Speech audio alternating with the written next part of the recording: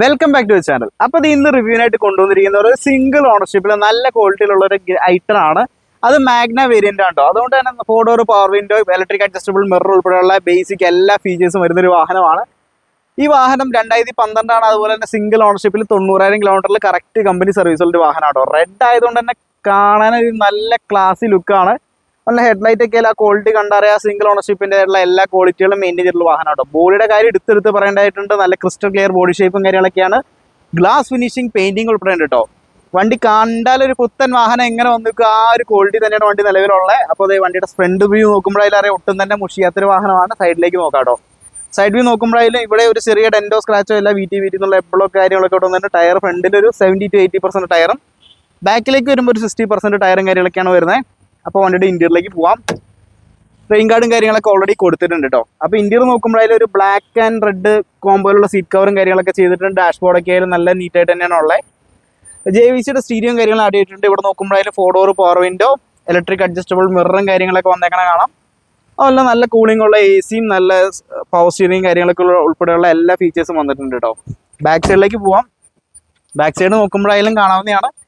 നല്ല വൃത്തി തന്നെയാണ് വണ്ടി ഉള്ളത്. സീറ്റ് കവറിൻ്റെ ഒക്കെ ഒരു ക്വാളിറ്റി ആയാലും നല്ല നീറ്റ് ആൻഡ് പെർഫെക്റ്റ് ക്വാളിറ്റിയിലാണ് ഉള്ളത്.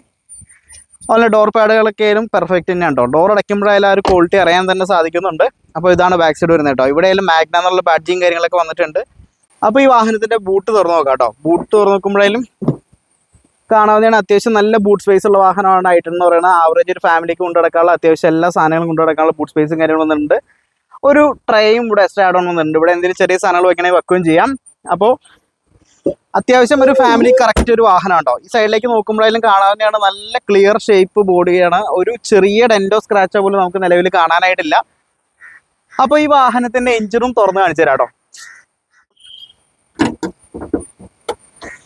ഈ കാണുന്നുണ്ട് ഈ വാഹനത്തിന്റെ എഞ്ചിൻ റൂം വരുന്നത്. അത്യാവശ്യം നല്ല പെർഫെക്റ്റ്ലി മെയിൻറ്റൈൻഡ് എഞ്ചിൻ റൂമാണ്. ഒരു പുതിയ വാഹനത്തിന്റെ എഞ്ചിൻ റൂം തുറന്ന് നോക്കുമ്പോൾ എങ്ങനെ കാണുന്നോ ആ ഒരു ക്വാളിറ്റി തന്നെ ഉണ്ട്. അല്ല അബ്രോണ്ട ബേസികളൊക്കെ നോക്കുമ്പോഴേ അറിയാം മേജർ ആക്സിഡന്റോ കാര്യങ്ങളോ സംഭവിച്ചിട്ടുള്ള വേറെ തട്ടോ മുട്ടോ പ്രശ്നങ്ങളൊന്നും ഇല്ലാത്തൊരു വാഹനമാണ് കേട്ടോ. പേസ്റ്റിങ്ങളൊക്കെ ആയാലും കറക്റ്റ് പേസ്റ്റിങ് കാര്യങ്ങളൊക്കെയാണ് വന്നിട്ടുള്ളത്. അപ്പോൾ നല്ല ക്വാളിറ്റിയുള്ള ഒരു റൈഡറാണ്. ചെറിയൊരു ഫാമിലിക്ക് കറക്റ്റ് ഐഡിയൽ കാറാണ് കേട്ടോ. ഒരു വാഗണറിനേക്കാളും പ്രീമിയം ഫീലാണ് ഉള്ളിലേക്ക് വരുന്നതായാലും.